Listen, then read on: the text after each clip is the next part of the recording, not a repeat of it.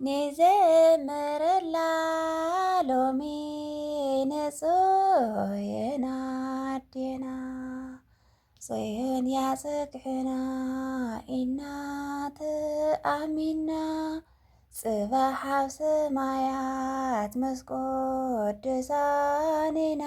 ሃሌሉያ። ሰላም ሰላም ኩራት ተኸታተልተይ ከመይ ኣለኹም? ከመይ ቀኒኹም? ደሕና ዲኹም? ኣነ ደሓን እየ እግዚአብሔር ኣምላኽ ይመስገን። ከምቲ ኣነ ሰላም ዘለኽዎ ድማ ንስኻትኩም ከዓ ሰላም ንክትህልውለይ በዓልቲ ሙሉእ ተስፋ እየ። እንኳዕ ድማ ንድሮ ሕዳር ጽዮን ብሰላም ኣብፅሐና ኣብፅሐኩም ኩለኩም ይፈቲ ናይ ዓመታ ሰባት ይበለና እግዚአብሔር ኣምላኽ እና ሕፅር ዝበላ ራታና ዝሓለፈት መቐፀልታ ሕፅር ዝበለት ግጥመልኒ ክልተ ማለት እዩ ላብኣቶም ከብለኩም እየ። በስመ አብ ወወልድ ወመንፈስ ቅዱስ አሐዱ አምላክ አሜን። ጽላት ዘሙሴ እያ ትብል ኣብ ደብረ ሲና ሙሴ ዝተቐበላ እስራኤላውያን ብክብሪ ሰገዱላ ናይ ኣምላክ ክቡር ስም ዝተፅሓፈላ እግዚአብሔር ብኢዱ ዝሃበና መሰታ ዘይብላ እስራኤላውያን ካብ ፈጣሪ ንጽላት ዝተቐበሉ አምላኽ እንዳመስገኑ ብሕብረት ዓለሉ አምላኽ እንዳመስገኑ ብሕብረት ዓለሉ።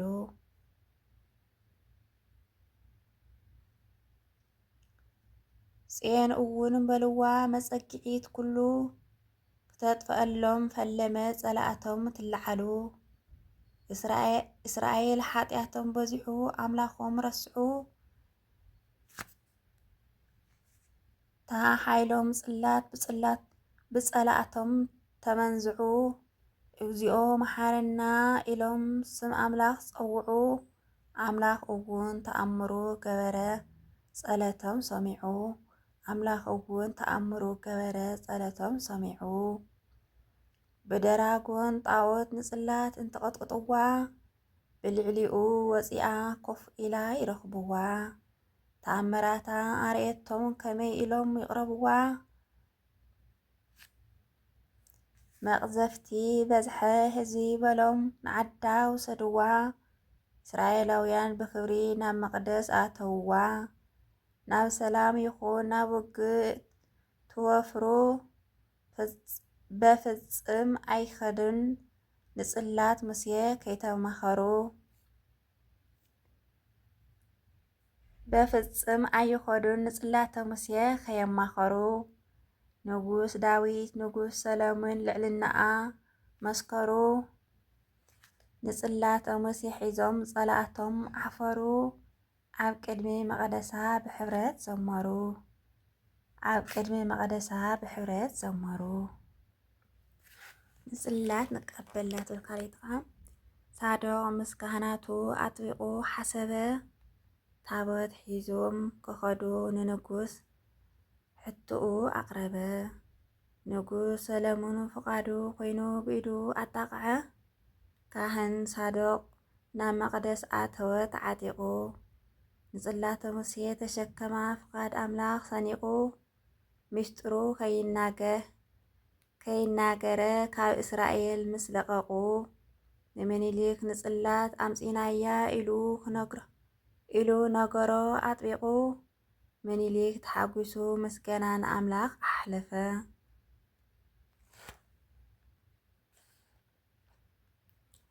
ናብ ንግስተ ሳባ ክትዳሎ መልእኽቱ ጸሓፈ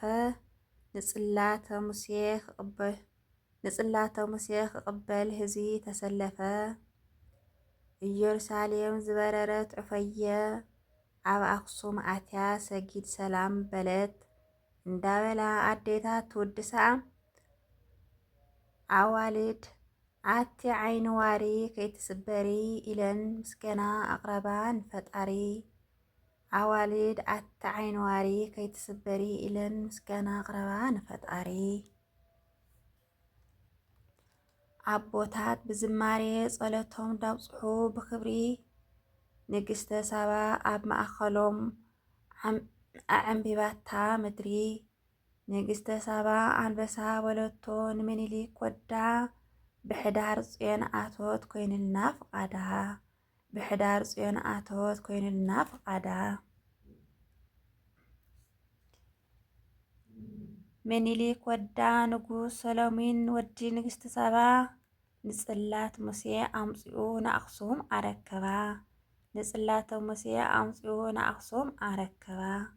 እዚኣ ትመስል ነይራ ኩራት ኣሕዋተይ ናይ ሎማዓንቲ ግጥመይ እና ጽኒልኩም ስለ ዝተኸታተልኩም ካብ ልቢ እየ ዘመስግን